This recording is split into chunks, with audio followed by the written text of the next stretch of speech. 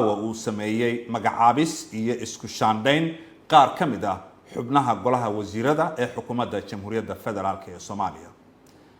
Ra'iisul Wasaaraha Mudane Xamse Cabdi Barre markii uu arkay qodobka 97 faqradiisa saddexaad ee dastuurka ku meel gaarka ah, markii uu arkay qodobka 98 faqradiisa labaad xarfaha A iyo B ee dastuurka ku meel gaarka ah, markii uu arkay qodobka boqolaad xarfaha A, B iyo C ee dastuurka ku meel gaarka ah, markii uu arkay howlaha baaxadda leh ee hor yaalla xukuumadda Jamhuuriyadda Federaalka ee Soomaaliya, markii uu tixgeliyay talada madaxweynaha Jamhuuriyadda Federaalka ee Soomaaliya, markii uu garowsaday baahida loo qabo in la dardargeliyo shaqada xukuumadda, waxa uu isku shaandhayn iyo magacaabis ku sameeyay xubnaha golaha wasiirada ee soo socda.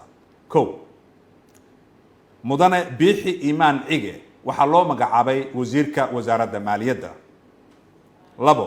Dr. Maxamed Cilmi Ibraahim waxaa loo magacaabay wasiirka wasaaradda shaqada iyo arrimaha bulshada.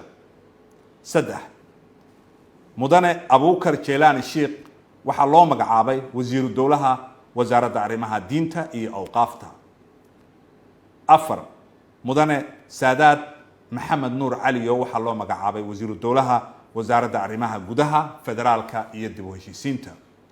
wasiiradan cusub ee la magacaabay waxaa la farayaa in si degdeg ah ay ula wareegaan xilalkooda kadib marka la dhaariyo.